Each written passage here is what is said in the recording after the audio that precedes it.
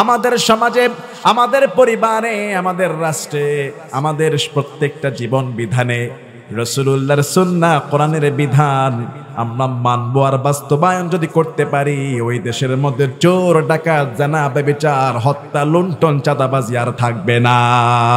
ঠিক কি না? যেই দেশে কোরআনের শাসন কায়েম হয়ে যাবে, সেই দেশে খাদ্যের মধ্যে ভেজাল মিশানোর সাহস কারো থাকবে? কেননা চুরি করলেই কোরআন বলছে আস-সারিকু ওয়াস-সারিকা ফাকাতউ আইদিয়াহুমা জাযাআম বিমা কাসাবা নাকালাম মিনাল্লাহ। চোর যদি নারী হয়, চোর যদি পুরুষ হয়, হাত কেটে দাও। কার কথা? আরো জোরে বলুন, কার কথা?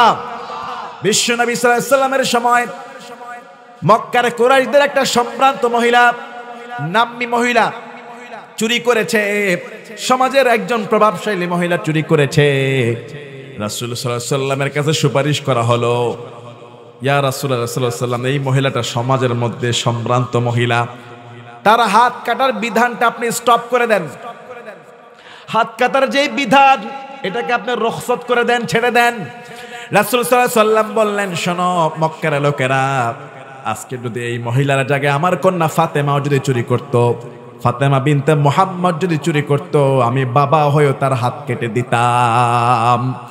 আল্লাহর কোরআনের সামনে কে ধনী, কে গরিব, কে ছোট, কে বড়, কার শক্তি আছে, কার শক্তি নাই, অপরাধ যে করবে কোরআন অনুযায়ী, হাদিস অনুযায়ী শাস্তি দেওয়া যায়, তাহলে ওই দেশে, ওই সমাজে অন্যায় করার মতো দুঃসাহস কেউ দেখাবে না। ঠিক কি না? রব্বুল আলামিন বলেন, ওয়ামান লাম ইয়াহকুম বিমা আনজালাল্লাহু ফাউলাইকা হুমুল কাফিরুন। একই আয়াতের শেষে আল্লাহ আরেক জায়গায় বলছে ফাউলাইকা হুমুল যালিমুন, ফাউলাইকা হুমুল ফাসিকুন। একই আয়াত শেষে তিনটা কথা তিনবার বললেন। ওয়ামান লাম ইয়াহকুম বিমা আনজালাল্লাহ, যারা আল্লাহর হুকুম দিয়ে, আল্লাহর বিধান দিয়ে, আল্লাহ যা নাজিল করেছে সেটা দিয়ে বিচার করে না, সেটা দিয়ে সংবিধান করে না, সেটা দিয়ে আইন প্রণয়ন করে না, ফাউলাইকা হুমুল যালিমুন, এক নম্বরে তারা জালেম। আরেক আয়াতে বলেন ফাউলাইকা হুমুল ফাসিকুন, এরা হলো ফাসিক, পাপাচার। আরেক আয়াতে বললেন ফাউলাইকা হুমুল কাফিরুন, তারা হলো কাফের। একজন মুসলমান জানতে চাই, দাউদকান্দিবাসী নামাজ পড়ে, রোজা রাখে, হজ করে, যাকাত দেয়, মসজিদ বানিয়ে দিয়েছে, শুধু কোরআন অনুযায়ী সম্পূর্ণ সংবিধান চায় না, ও কি মুসলমান থাকবে? কোরআন পুরাটাই মানে, একটা আয়াত যদি কোনো মুসলমান অস্বীকার করে, আল্লাহর হুকুমের বাইরে চলে যায়, যত বড় ফরহেজগার লোক হোক না কেন, কোরআনের একটা আয়াত যদি কেউ অস্বীকার করে, মানতে না চায়, বিরোধিতা করে, আল্লাহ বলছেন ফাউলাইকা হুমুল কাফিরুন, ওই লোকটা হয়ে যাবে কাফের। ওই লোকটা কি হয়ে যাবে? এখন ইসলামী রাষ্ট্র আমরা কিভাবে কায়েম করব? কারণ আমরা মুসলমানটাই তো দলে দলে হাজার হাজার ভাগ হয়ে গেছি। শয়তান ইসলামী রাষ্ট্র কায়েম করার জন্য সবচেয়ে বড় বাধা হলো শয়তান। সবচেয়ে বড় বাধা কে? শয়তান। কিন্তু বাংলাদেশের শয়তান আমাদেরকে দেখলে হাসে। কথা বুঝেন নাই মনে হয়? বাংলাদেশের শয়তান আমাদেরকে দেখলে হাসে। তো শয়তান কেন হাসে? ইসলাম প্রতিষ্ঠায় বাধা দিবে অমুসলিমরা, দিন কায়েমের আন্দোলনে দে, ইসলামী শাসন প্রতিষ্ঠায় সবচেয়ে বেশি বাধা দিবে অমুসলিম যারা, বাধা দিবে তারা। আর বাংলাদেশের শয়তান সে হাসে, অমুসলিমদের কাজ করা লাগে না। শয়তান সে বলে আমারও কাজ করা লাগবে না, মুসলমানরাই একজন আরেকজনের পিছনে বড় বড় বাঁশ দিয়ে দিচ্ছে। কথা বলে না, কথা বলে না, এ বলে তুই খারাপ, বলে তুই খারাপ, তুই খারাপ। কথা বলেন, বুঝেন নাই? আজকে আমরা মুসলমানরা দলে দলে দলে দলে টুকরো হয়ে যাওয়ার কারণে, মনের ভিতরে পার্থক্য হওয়ার কারণে আল্লাহ দিন কায়েমের কোন শক্তি কুল কিনারা আমরা খুঁজে পাই। এজন্য আল্লাহ বলেছেন ওয়াতাসিমু বিহাবলিল্লাহি জামিআ। কার কথা? আল্লাহ বলছে তোমরা আল্লাহর রশিকে শক্ত করে মজবুত করে ধরো। মঞ্চ, নেতা খেতা, মানুষের বক্তব্য বাদ দিয়ে একটাকে ধরো, আল্লাহর রশি। আল্লাহর রশি কি? আল্লাহর রশি আকাশ থেকে আল্লাহ ছেড়ে দিয়েছে। রাসূল বিদায় হজের সময়ে বলেছে আমার পরে বহু উম্মত পথভ্রষ্ট হয়ে যাবে, তবে দুইটা জিনিসকে যারা মুট করে ধরে রাখবে এরা কখনোই পথভ্রষ্ট হতে পারবে। সেই দুইটা জিনিস আজকে আমাদের সবার কাছে আছে, কিন্তু এগুলি পড়ার মতো, বুঝার মতো, আমল করার মতো অন্তরের আন্তরিকতা নাই। একটা হলো কোরআন, আর একটা হলো রাসূলের সুন্নাহ হাদিস। আল্লাহু আকবার। আপনার ভিতরে আন্তরিকতা নাই, আন্তরিকতা নাই, আল্লাহর কিছু যায় আসে না, আল্লাহর কিছু যায় আসে না। আপনি বাংলাদেশের দিন প্রতিষ্ঠা করবেন না, এতে আল্লাহর কিছু যায় আসবে না, লস আপনার আমার। আফগানের ভাইরা দিন প্রতিষ্ঠা করে ফেলেছেন, শরিয়া আইন। ব্রুনাই যারা, শরিয়া আইন। শয়তান আমাদেরকে দেখলে হাসে। কাফের রাষ্ট্র ইউরোপ আমেরিকা পর্যন্ত তাদের দেশে খাবারে ভেজাল দেয় না, চুরি করে না, অন্যের হক নষ্ট করার সাহস পায় না, সলিড ভাবে তারা জীবন যাপন করে। তাদের ভিতরে দিন নাই, ঈমান নাই, তাদের ভিতরে আদর্শ পর্যন্ত আজকে মুসলমানদের মধ্যে নাই, ঠিক কিনা? তাদের মধ্যে যেই ভদ্রতা আজকে মুসলমানের তার থেকে বেশি থাকার কথা ছিল, যেটা মুহাম্মদ সাল্লাল্লাহু আলাইহি ওয়াসাল্লাম শিখিয়ে দিয়েছেন। এজন্য আল্লাহ বলেছেন ওয়াতাসিমু বিহাবলিল্লাহি জামিআ, আল্লাহর দ্বীনকে মজবুত করে ধরো, ওয়ালা তাফাররাকু, মত পার্থক্য করা যাবে। এই যে মত পার্থক্য, ইখতিলাফ, এগুলি করা যাবে না। সবাই মিলে মাকসাদ থাকবে, উদ্দেশ্য থাকবে। আমাদের সমাজে যেই আমাদের কর্তৃত্ব দেখ, নেতৃত্ব দেখ, তার বক্তব্য হতে হবে আল্লাহর কোরআন হাদিস। কথা কি বুঝতে পারলাম? রাগ করেছেন আপনারা? আপনি যদি না করেন, দিন কায়েমের আন্দোলনে আপনার ভিতরে আন্তরিকতা না থাকে, মহব্বত না থাকে, ভালোবাসা না থাকে, এটা কিন্তু আল্লাহ জানে আপনার অন্তরের খবর।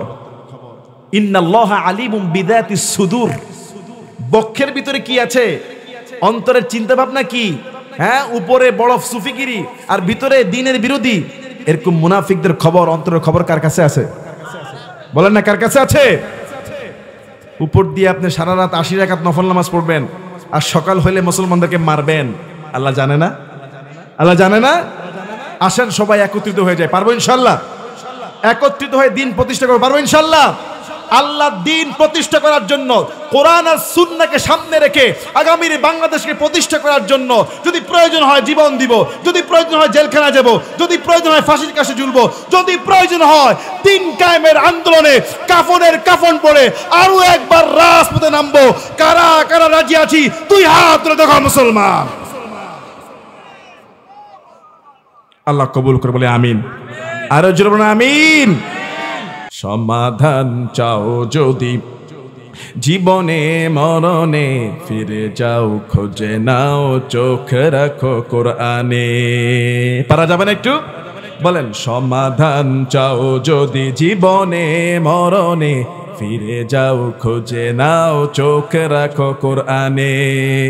If you want a solution this dunya and akhirah, go back, have a look to the holy Qur'ane.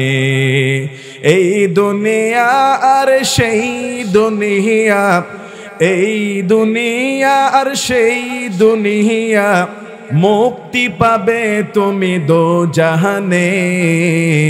সমাধান, ও সমাধান চাও যদি জীবনে মরণে, ফিরে যাও খোঁজে নাও, চোখ রাখো কোরআনে। কোরআনের পক্ষে আমরা আছি না নাই?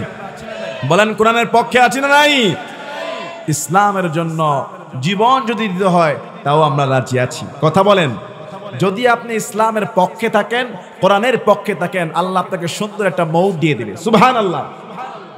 সুন্দর মৌত কে না চায়? 1000 কোটি টাকার মালিক হলেও অনেক সময় সুন্দর মৌতের সৌভাগ্য হয়। আবার একজন গরিব মানুষ সারাদিন মাঠে কাজ করেছে, হালাল সম্পদ কামাই করেছে, কোনোদিন খেয়েছে, কোনোদিন খেতে পারে নাই, অন্তরে ছিল আল্লাহর ভয়, রাসূলের মহব্বত, দিন কায়েমের আন্দোলনের শাহাদাতের তামান্না। রাসূল সাল্লাল্লাহু আলাইহি সাল্লাম বলেছেন, একজন নেককার ব্যক্তির যখন মৃত্যুর সময় হয়ে যায়, একজন ভালো মানুষের মৃত্যুর সময় যখন হয়ে যায়, ভালো মৃত্যুর একটা আলামত হলো রব্বুল আলামিন মৃত্যুর সময় তাকে কালেমা পড়ার সৌভাগ্য দান করে দিবে। ওই লোকটা যতই মৃত্যুর যন্ত্রণার কষ্টের মধ্যে থাকুক, মৃত্যুর একটা যন্ত্রণা আছে না নাই? প্রত্যেকটা মানুষের মৃত্যুর যন্ত্রণা আছে। কথা বলেন ঠিক না বেঠিক? মৃত্যুর কষ্ট প্রত্যেকের আছে, কিন্তু একটা নেককার বান্দা যেই অবস্থায়, যেই সিচুয়েশনে, যেই অবস্থায় ইন্তেকালের সময় হয়ে যাবে, আল্লাহ রাসূল সাল্লাল্লাহু আলাইহি ওয়াসাল্লাম বলছে আল্লাহ তাকে সৌভাগ্য দান করে দিবে। তার শেষ কথা হয়ে যাবে, সে পড়বে লা ইলাহা।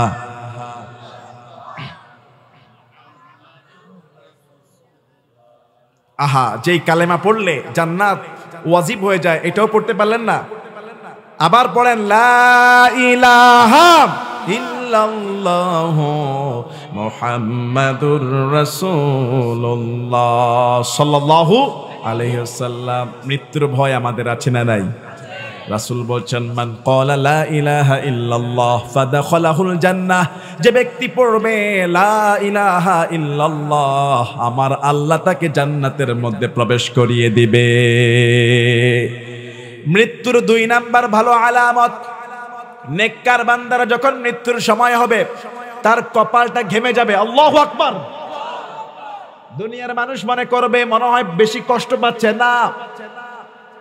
একজন ভালো মানুষের মৃত্যুর সময় যখন হয়ে যাবে কপালের মধ্যে ঘাম চলে আসবে। ঘাম আসে না? রাসূলুল্লাহ সাল্লাল্লাহু আলাইহি ওয়াসাল্লামের ইন্তেকালের সময় তিনিও বলেছেন আয়েশা কাপড়টা ভিজিয়ে দাও। বারবার বিশ্বনবী ভিজা কাপড় দ্বারা মুখটাকে মুছতেছিলেন। নেককার বান্দারা যখন মৃত্যুর সময় হবে তার কপালটা ঘেমে যাবে।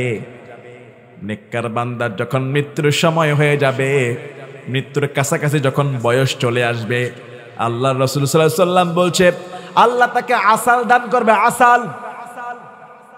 সাহাবারা বললেন আসাল কি জিনিস? রাসূল সাল্লাল্লাহু আলাইহি ওয়াসাল্লাম বললেন আসাল হলো একজন জান্নাতি ব্যক্তির যখন মৃত্যুর সময় হবে, নেককার বান্দার মৃত্যুর সময় যখন হয়ে যাবে, আল্লাহ পাক রব্বুল আলামিন তাকে ভালো একটা আমলের সুযোগ করে দিবে। এটার নাম হলো আসাল। একটা ভালো আমল করা শুরু করে দিবে। মৃত্যুর শেষ দিনগুলোতে সেই ভালো আমলের উপর আল্লাহ তার মৃত্যু কবুল করে নিবে। সুবহানাল্লাহ। আবার যে বদকার সারা জীবন ভালো আমল করলো, মৃত্যুর সময় ভালো আমল করার সৌভাগ্য হয় না। এই জন্য মৃত্যু 3 নাম্বার আলামত ভালো আমল করার সুযোগ দিয়ে দিবে। মৃত্যুর 4 নাম্বার আলামত ভালো মৃত্যু। রাসূল সাল্লাল্লাহু আলাইহি ওয়াসাল্লাম বলেন জুমার রাতের মৃত্যু। আল্লাহু আকবার। নবী সাল্লাল্লাহু আলাইহি ওয়াসাল্লাম তিনি বলেছেন জুমার রাত, জুমার দিন। জুমার রাত কোনটা? অনেকে মনে করে শুক্রবার দিন গিয়ে পরেরটা। বৃহস্পতিবারের মাগরিবের আজান, তারপর থেকে জুমার রাত, ঠিক না বেঠিক?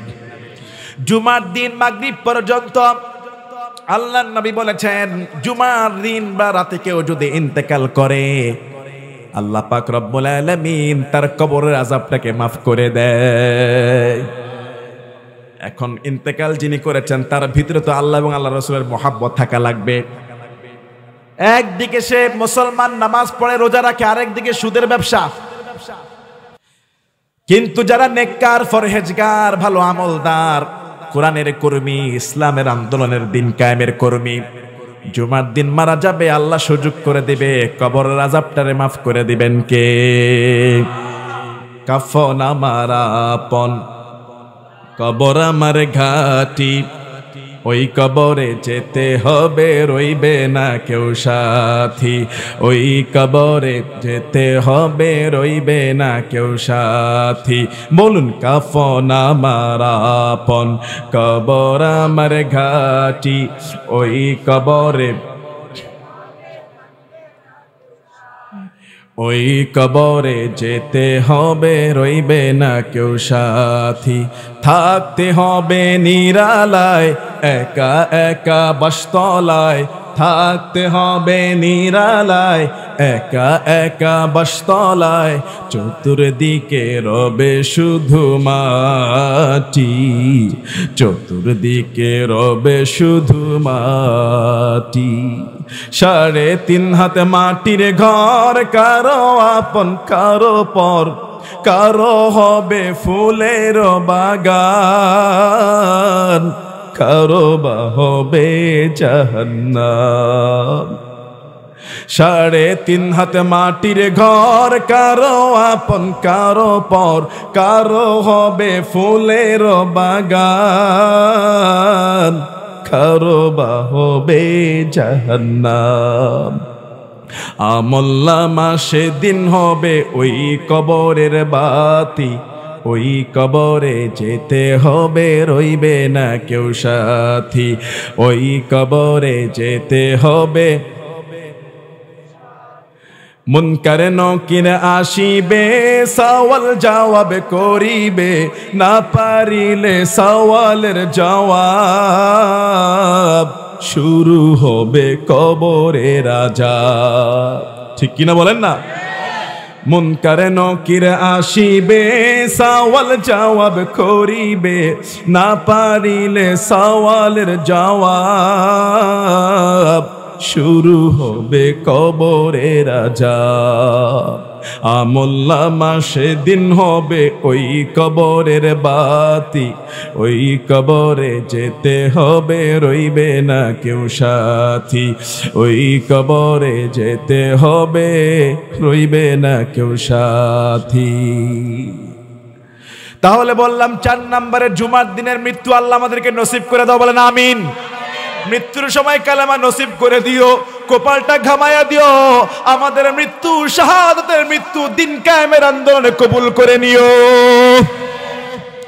আবার রাসূল সাল্লাল্লাহু আলাইহি সাল্লাম বলেছেন মৃত্যুর মধ্যে সবচেয়ে সম্মানিত মৃত্যু হলো শহীদি মৃত্যু। কি মৃত্যু? শহীদি মৃত্যু। আপনারা তো দোয়া করেন না? শহীদি মৃত্যুর জন্য দোয়া আছে, আল্লাহ তুমি আমাকে শাহাদাতের মওত দান করো। শাহাদাতের মওত কাকে বলে? ইসলামকে প্রতিষ্ঠা করতে গিয়ে, দেশের সীমানাকে পাহারা দিতে গিয়ে, দিন কায়েমের আন্দোলনে নিজের পরিবারকে রক্ষা করতে গিয়ে ডাকাতের হাতে মামলা খেয়ে, ডাকাতের হাতে আঘাত খেয়ে মারা যায়। নিজেকে বাঁচাতে গিয়ে পানির মধ্যে ডুবে গিয়ে, আগুনে পুড়ে দেশের সীমান্ত রক্ষা করতে গিয়ে, ইসলামের পক্ষে বাতিলের বিরুদ্ধে যুদ্ধ করতে গিয়ে যারা বাতিলের হাতে নিহত হয়, রাসূল বলছে তোমরা দেখছো লোকটা নিহত হয়ে যাচ্ছে, কাফেরের হাতে টুকরা টুকরা হয়ে দুনিয়া থেকে বিদায় হয়ে যায়, কিন্তু না, একজন শাহাদাত বরণকারী যখন শহীদ মৃত্যু লাভ করে, একটা পিঁপড়া কামড় দিলে যতটুকু যন্ত্রণা, ততটুকু মৃত্যুর যন্ত্রণা দিয়ে সে শহীদ মর্যাদা লাভ করে ফেলে। সুবহানাল্লাহ।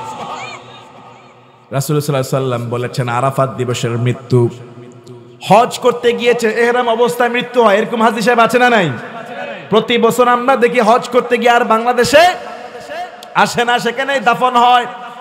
ছেলে মেয়েরা কান্না করবেন ঠিক আছে, কিন্তু আপনি গর্ববোধ করবেন আপনার বাবা মাকে হজ অবস্থায় নিয়েছে, বড় সৌভাগ্যের মৃত্যু। আল্লাহু আকবার। আবার মদিনার মৃত্যু সৌভাগ্যের মৃত্যু। সুবহানাল্লাহ বলবেন না? একটা লোক আগুনে পুড়ে গেল, রাসূল বলছেন শহীদ মৃত্যু সওয়াব পেয়ে যাবে। আল্লাহু আকবার। কলকারখানায় কাজ করছে, বাড়ির ভিতরে ঘুমিয়ে আছে, হঠাৎ করে আগুন লেগে গেল, ঘর থেকে বের হওয়ার সুযোগ হলো না, মার্কেট থেকে বের হওয়ার সুযোগ হলো না, আগুনে পুড়ে মারা গিয়েছে। লোকটার অন্তরে বিশ্বাস ছিল লা ইলাহা ইল্লাল্লাহু মুহাম্মাদুর রাসূলুল্লাহ সাল্লাল্লাহু আলাইহি ওয়াসাল্লাম। লোকটার অন্তরে আল্লাহর প্রতি ভয় ছিল, ঈমান ছিল, আগুনে পুড়ে কয়লা হয়ে গিয়েছে। আল্লাহর রাসূল সাল্লাল্লাহু আলাইহি ওয়াসাল্লাম বলছে এই লোকটাকে রব্বুল আলামিন শাহাদাতের মর্যাদা দান করে দিবে। কিন্তু একটা হিন্দু যদি পোড়া যায় শাহাদাতের মর্যাদা পাবে? হিন্দুরা মরার পরেও পোড়ায়, জীবিত অবস্থায় যদি পুড়ে যায় শহীদি মর্যাদার সওয়াব পাবে না, কেননা তার অন্তরে কার ভয় নাই? আল্লাহর ভয় নাই। আবার আপনি জাহাজে চড়ছেন, হঠাৎ করে ঝড় হলো, তুফান হলো, পানির মধ্যে ডুবে মারা গেল। বৃদ্ধ দাদা সাঁতার ভুলে গিয়েছে, গোসল করতে গিয়ে ডুবে যায়। ছোট্ট বাচ্চারা পর্যন্ত অনেক সময় ডুবে মারা যায়।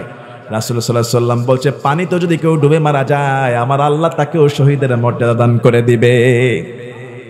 কোনো কিছু চাপায় পড়ে মারা গেল, পাহাড়ি অঞ্চলে যাদের বাসা, উপর থেকে পাহাড়ের মাটি ভেঙে পড়ে ঘর চেপে যায়, খনিজ সম্পদ মাটির নিচে যায়, সেখানে চাপা পড়ে, চাপায় পড়ে মারা গেলেই মুসলমান হলে শহীদের মর্যাদা দান করে দিবেন কে? কত মা পৃথিবী থেকে বিদায় হয়ে গিয়েছে তার সন্তানকে জন্ম দিতে গিয়ে, এমন নজির আছে না নাই? প্রসব বেদনার যন্ত্রণা উঠল, সন্তানকে আলো দেখাতে গিয়ে মা কত কষ্ট করে, সন্তান যেন কষ্ট না পায়, মা এতটা সতর্ক থাকে, কিন্তু যন্ত্রণার শরীরটা ফেটে যাচ্ছে। সন্তানকে দুনিয়ার আলো দেখাতে গিয়ে সন্তান দুনিয়ার আলো যখন চোখটা মেললো, ওই সময় মা তার সন্তানকে রেখে দুনিয়া থেকে বিদায় হয়ে যায়। শরীর থেকে অসংখ্য পানি চলে যায়, অনেক রক্ত বেরিয়ে যায়, ডক্টরের কাছে নেওয়ার সুযোগ হয় না। অনেক সময় লাইফ সাপোর্ট আর অক্সিজেন দিয়েও টিকানো যায় না। আল্লাহর একটা সৃষ্টিকে দুনিয়াতে আনতে গিয়ে মা তার জীবনটাকে বিলিয়ে দেয়। রাসূল সাল্লাল্লাহু আলাইহি সাল্লাম বলেছেন, এই মায়ের জন্য শহীদি মর্যাদার সওয়াব আল্লাহ ঘোষণা করে দিয়েছে। ও গো মা, তুমি এই পৃথিবীর শ্রেষ্ঠ নিয়ামত, তোমারই পদতলে রয়েছে জান্নাত। ও গো মা, তুমি এই পৃথিবীর শ্রেষ্ঠ নিয়ামত, তোমারই পদতলে রয়েছে জান্নাত। কুরআনে আল্লাহ তাআলা তারই পরে মা বাবার কথা দিলেন, তাদেরও প্রতি সদা এহসান তরে, এহসান তরে। তাদের এই খুশিতে যে আল্লাহর সন্তোষ, তাদেরই অখুশিতে রব হয় যে অসন্তোষ। খোদারি রহম তারা, খোদারি রহম তারা, এ ধারার বারকাত, খোদারি রহম তারা, এ ধরার বরকত। ও গো মা, তুমি এই পৃথিবীর শ্রেষ্ঠ নিয়ামত, তোমারই পদতলে রয়েছে জান্নাত। সন্তানের মুখকে দেখতে পারে না, বহু মা তার আগে বিদায় হয়ে যায়। এমন নজির গড়ে পেটের ভিতরে মার বাচ্চা মারা বহু কষ্ট করেছে। আল্লাহর রাসূল সাল্লাল্লাহু আলাইহি সাল্লাম বলেছেন, যে মা সন্তানকে জন্ম দিতে গিয়ে দুনিয়া থেকে বিদায় হয়ে যায়, আমার আল্লাহ তাকেও শাহাদাতের মর্যাদা দান করে দিবে। আবার যারা প্লেগ রোগে মারা যায়, তাদেরকে শহীদি মর্যাদা। এবার আসেন, বদকার খারাপ মানুষের মৃত্যু কেমন হবে? একজন খারাপ মানুষের মৃত্যু কেমন হবে? বদকার পাপিষ্ট মানুষ যখন ইন্তেকালের সময় হয়ে যাবে, তার মুখের মধ্যে কালেমার শব্দ আসবে, মুখটা জড়িয়ে যাবে, কপালটা কিন্তু ঘামবে না। মৃত্যুর সঙ্গে সঙ্গে চেহারাটা বিকট কালো হয়ে যাবে, বিকট কালো মানুষ হয়ে যাবে। ওই লোকটার মৃত্যু হবে খারাপ অবস্থায়। রব্বুল আলামিন বলেন, কুল ইয়াতাওয়াফাকুম মালাকুল মাউতিল্লাযী উকিলা বিকুম সুম্মা ইলা রাব্বিকুম তুরজাউন ওয়ালাউ তারা ইযিল মুজরিমুন নাকিসু রুউসিহিম ইনদা রাব্বিহিম। ও নবী, আপনি বলুন, কুল ইয়াতাওয়াফাকুম মালাকুল মাউতিল্লাযী উকিলা বিকুম, তোমাদের রূহ কবজ করার জন্য একজনকে নিযুক্ত করা হয়েছে, তার নাম হলো মালাকুল মউত, আজরাইল আলাইহিস সালাতু ওয়াস সালাম। সুম্মা ইলা রাব্বিকুম তুরজাউন, তোমাদের সবাইকে তার কাছে যাওয়া লাগবে। হাত্তা ইযা জা আহাদাহুমুল মাউত, তার যখন মৃত্যুর সময় হয়ে যায়, ক্বালা রাব্বিরজিউন, সেই পাপী লোকটাকে আল্লাহকে বলে, আল্লাহ আমাকে আরেকবার ফিরিয়ে দাও, আরেকবার সুযোগ দাও, মৃত্যুর সময় হয়ে গিয়েছে, এখনো পর্যন্ত তোমাকে চিনতে পারলাম না। এমন লোক আছে না নাই? মৃত্যুর সময় হয়েছে, মৃত্যুবরণ করেছে বুধবারে, তার শেষ নামাজ ছিল গত জুমাবার, কথা বলেন না। মৃত্যুবরণ করেছে বৃহস্পতিবারে, তার জীবনের শেষ নামাজ ছিল গত শুক্রবার, জুমার নামাজ এক ওয়াক্ত। এরকম মুসল্লি সমাজে আছে না নাই?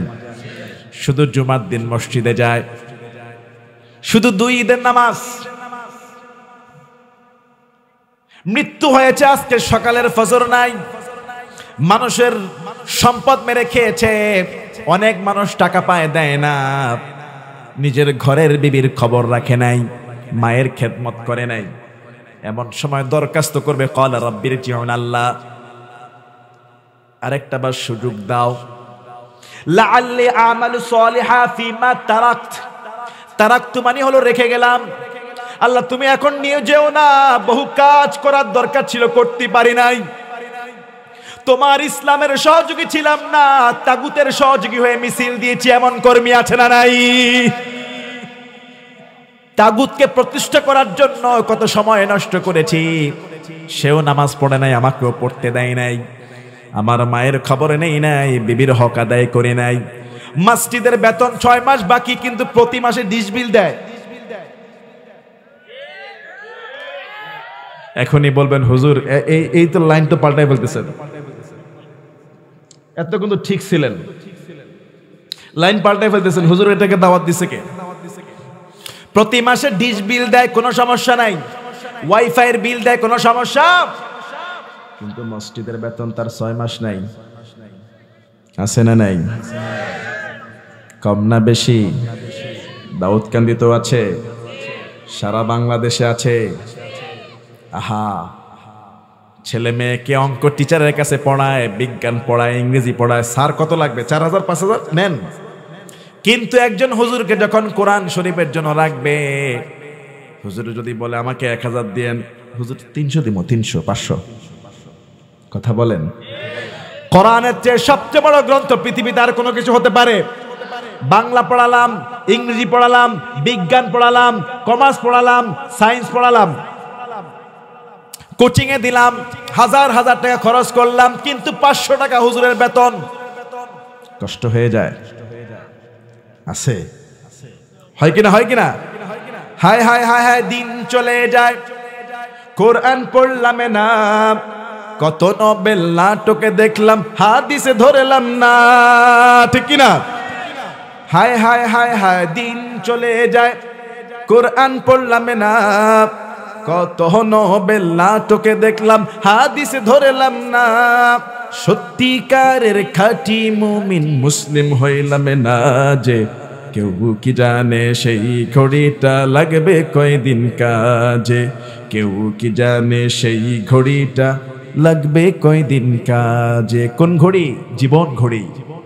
এই জীবনের ঘড়ি একদিন থেমে যাবে, এই জীবনের ঘড়ি থেমে যাবে, দুনিয়ার ঘড়ি চলবে, আপনার ঘড়ি আর চলবে? এজন্য সে দরখাস্ত করবে ক্বালা রাব্বিরজিউন লাআল্লি আমালু সালিহান ফীমা তারাকত, আল্লাহ যেই কাজগুলো রেখে দিয়েছি করতে পারি নাই, সেগুলি করতে চাই, আরেকবার সুযোগ দেন। মৃত্যুর সময় বলবে, সুযোগ আসবে? কথা বলেন, সুযোগ আসবে? আল্লাহ কোরআনে জবাব দিয়ে দিয়েছে, সুযোগ আসবে কি আসবে না এটা আল্লাহ অ্যাডভান্স জানিয়েছে। কাল্লা, কখনোই না, ইন্নাহা কালিমাতুন হুয়া কাইলুহা, এটা তার একটা কথা মাত্র, যে সুযোগ দিলে আবার সে ঠিক মতো চলবে। কিন্তু দুনিয়াতে কতবার জুমার খতিব বলেছে, দাউদকান্দির মাহফিলের আজিজ আল কাউসার বয়ান করে গিয়েছে, ইউটিউবে কত হুজুরদের বয়ান পাওয়া যায়, কতবার আলেম ওলামারা বলেছে, তার বাবা মা বলেছে, মসজিদ থেকে বলা হয়েছে, তাফসির মাহফিল থেকে বলা হয়েছে, তখন তার কানে লাগে নাই, এক কান দিয়ে ঢুকছে আর এক কান দিয়ে বের হয়েছে। আল্লাহ বলবেন না, এটা তোমার কথা মাত্র। ওয়া মিন ওয়ারাইহিম বারযাখুন ইলা ইয়াউমি ইউবআসুন, চলে যাও কবরে, কবরের জিন্দেগি হলো বারযাখের জিন্দেগি। এখন তোমার সামনে বারযাখ অপেক্ষা করছে, কবর, কিয়ামত পর্যন্ত কবরের মধ্যে পড়ে থাকবা। আল্লাহ পাক রব্বুল আলামিন 21 নম্বর পারা 14 নম্বর পৃষ্ঠায় বলছে, সেদিন অপরাধীরা, যারা অপরাধ করে কিয়ামতের ময়দানে দাঁড়াবে, তাদের অবস্থা কি হবে? ও নবী, আপনি যদি দেখতেন, ওয়ালাউ তারা ইদিল মুজরিমুন নাকিসু রুউসিহিম ইনদা রাব্বিহিম, সমস্ত অপরাধীরা কিয়ামতের ময়দানে আল্লাহর সামনে মাথা নত করে দাঁড়িয়ে থাকবে, মাথা নত করে দাঁড়িয়ে থাকবে।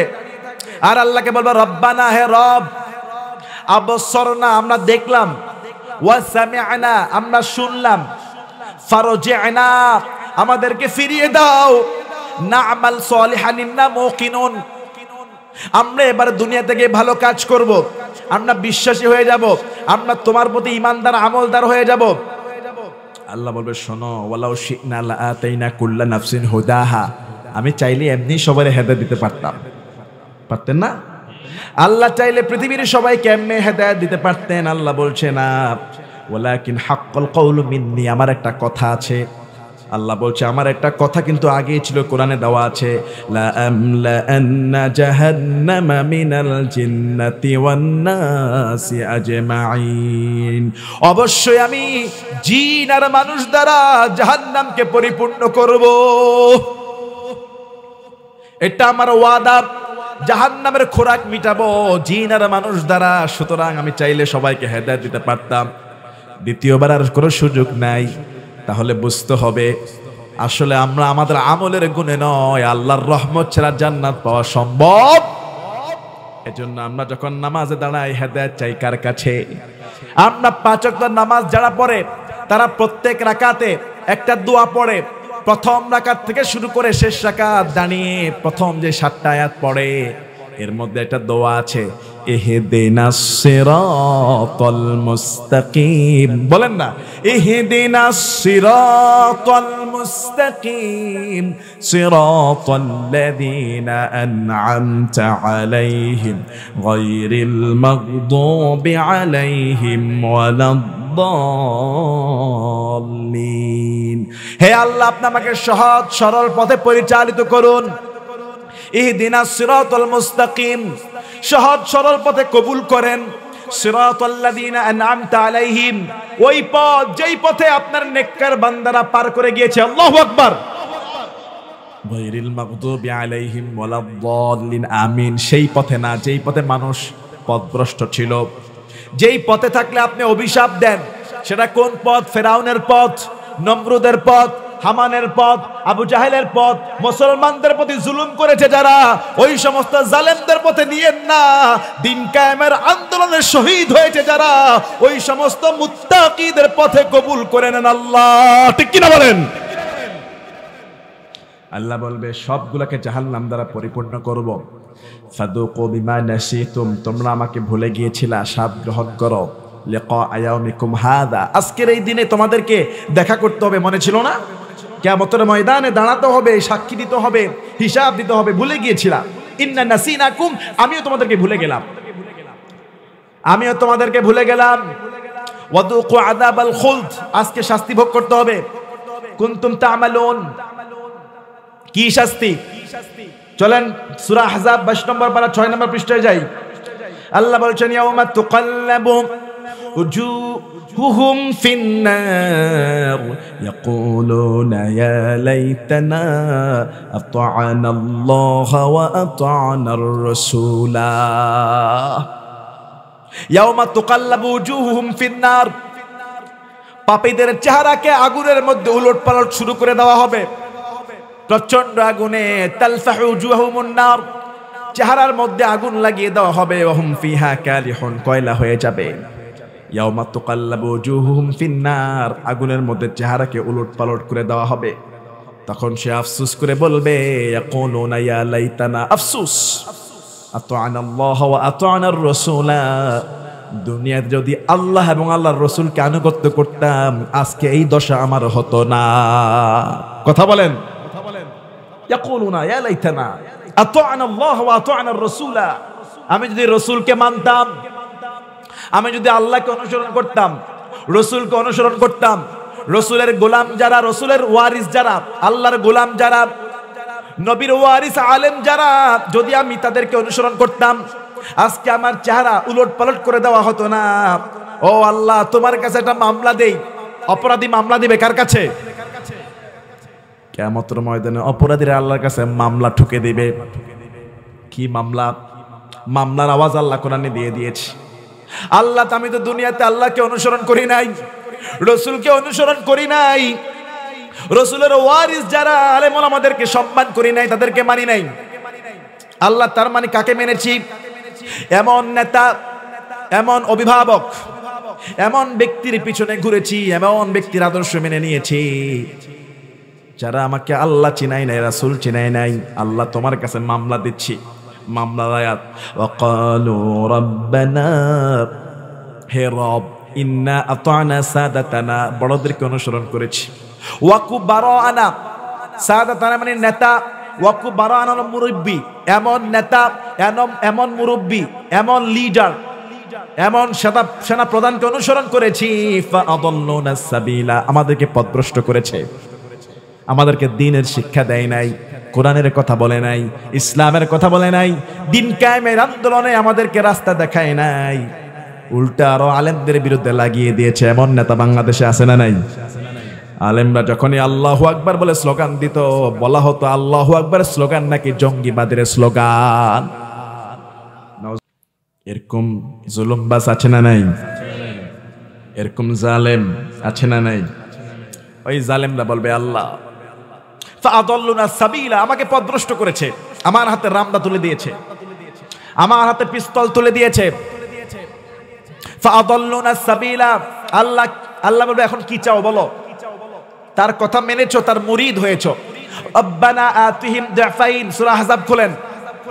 সে বলবে আল্লাহ রব্বানা আতিহিম দিফাইন মিনাল আযাব ওয়াল আনহুম লা'নান কাবীরা, আপনি আমারা যা দিবেন তার দ্বিগুণ তারে দেন। নাউযুবিল্লাহ বলেন। দিফাইন মিনাল আযাব ওয়াল আনহুম লা'নান কাবীরা, তার প্রতি লানত, তার প্রতি অভিশাপ, তাকে আপনি দ্বিগুণ শাস্তির ব্যবস্থা করে দেন। 24 নম্বর বা 19 নম্বর পৃষ্ঠায় যাচ্ছি, সূরা ফুসসিলাত।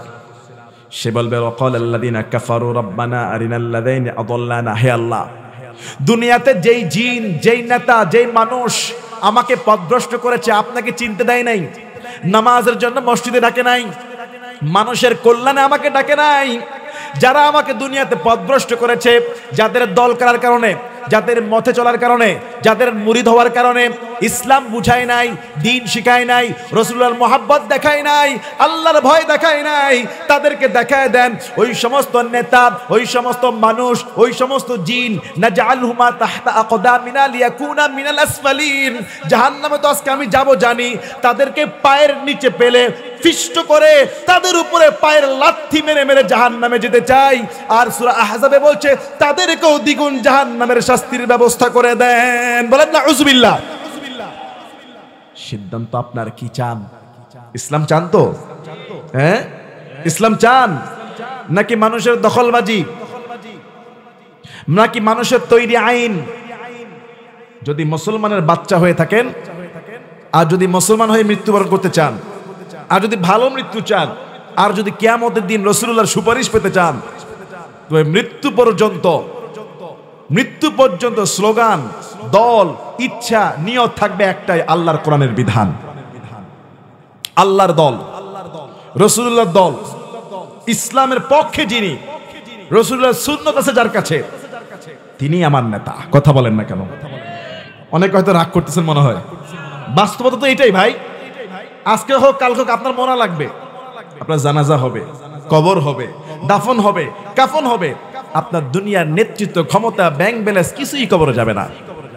যাবে যাবে যাবে এই জন্য মৃত্যু পর্যন্ত, যদি আপনার বাবাও যদি বলে, যদি আপনার মাও যদি বলে আরে মুসলমান আছি, ভালো আছি, ঠিক আছে, কোরআন দিয়ে সংবিধান করতে হবে, দরকার নাই, এটা না মানলে কি হবে? মুসলমান আছি, ভালো আছি, ইসলাম দিয়ে দেশ শাসন করার দরকার নাই, কষ্ট হয়ে যাবে মানুষের। বাবা মাও যদি বলে, মানা যাবে? কথা বলে না, মানা যাবে? সব সময় মানতে হবে, বুঝতে হবে, এবং মাকসাদ থাকবে আমার দেশের মধ্যে, আমার সমাজের মধ্যে, আমার পরিবারের মধ্যে এমন একটি রাষ্ট্র কায়েম হবে, আল্লাহর নবী যেমন মদিনায় কায়েম করেছে, যে রাষ্ট্রের মধ্যে জেনা করার সাহস কেউ পাবে না, যে রাষ্ট্রের মধ্যে মানুষের হক নষ্ট করার সাহস কেউ পাবে না, যে রাষ্ট্রের মধ্যে, প্রথমে বলেছি, নাম্মি নামক ওই সম্ভ্রান্ত মহিলা চুরি করার পরেও রাসূল বলেছে আমার মেয়ে হলো হাত কেটে দিতাম। আচ্ছা, নেতা যদি এই কথা বলে যে আমার মেয়ে হলো চুরি করলে হাত কেটে দিতাম, তাহলে সাধারণ জনগণ কত ভয় পাবে? কিন্তু আমাদের দেশে কি এই বিচার আছে? বিচার সব, যত জুলুম গরিবদের উপরে, বড় লোক হলে মাফ। কথা বলেন। এটাই এমন দেশ, 90% মুসলমানদের দেশে এখনো মদ বিক্রি করা জায়েজ। এই দেশের মধ্যে মদ বিক্রির লাইসেন্স দেওয়া হয়, জায়েজ না।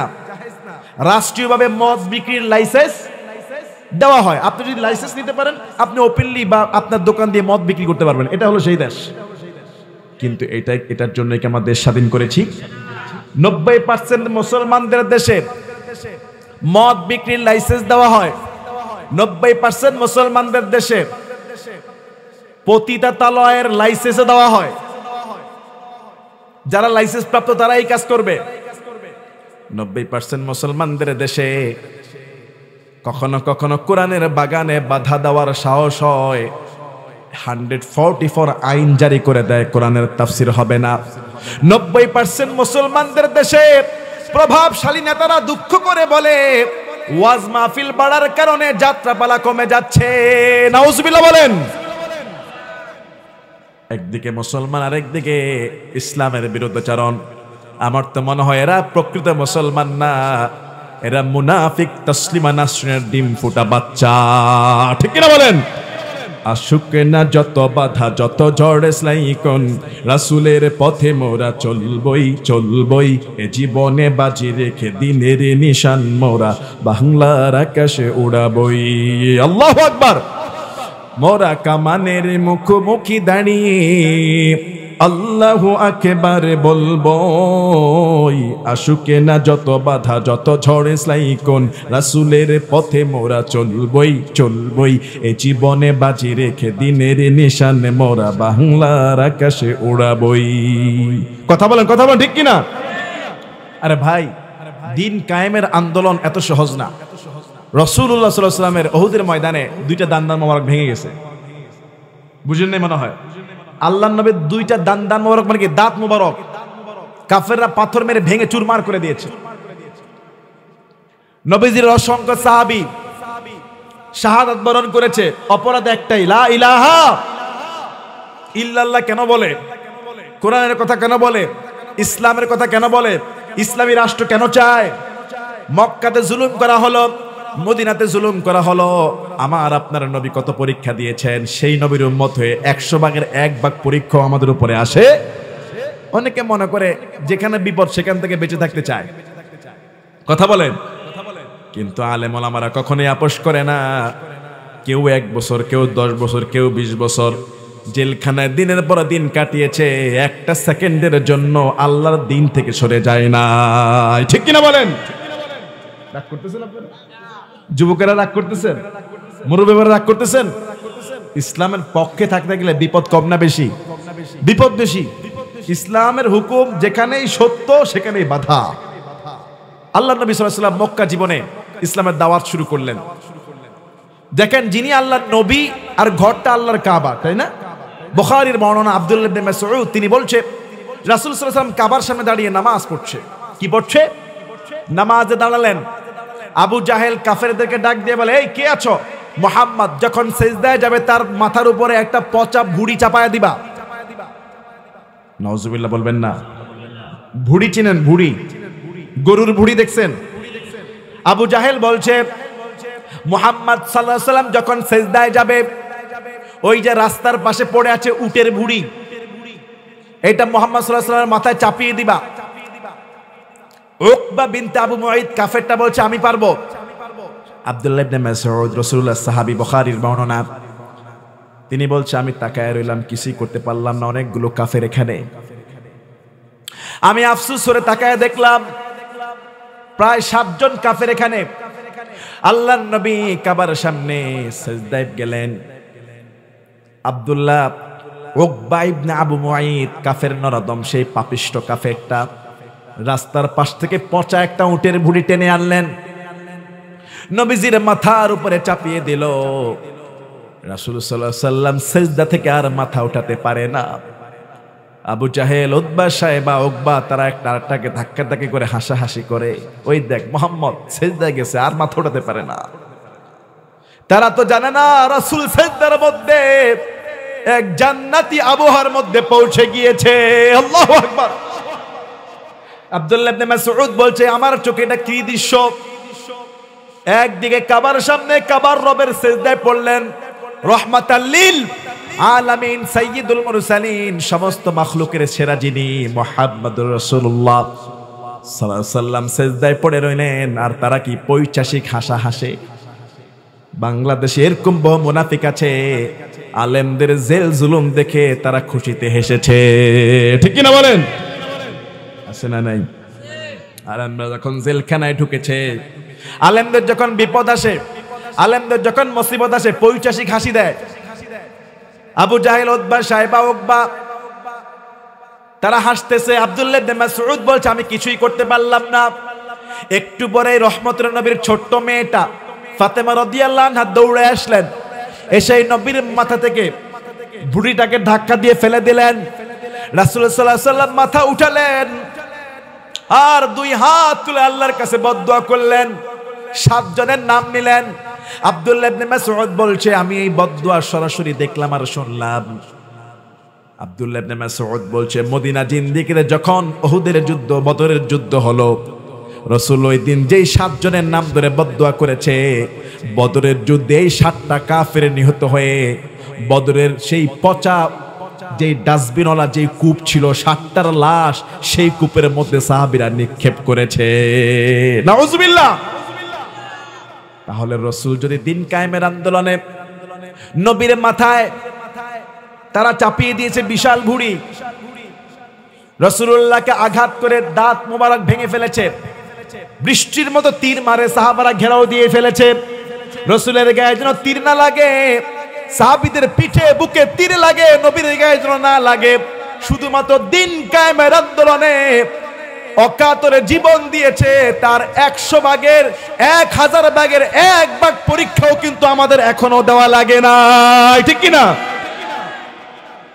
রাসূল আমার ভালোবাসা, রাসূল আমার আলোর আশা, রাসূল আমার প্রেম বিরহের মূল আলোচনা, রাসূল আমার কাজে কর্মের অনুপ্রেরণা।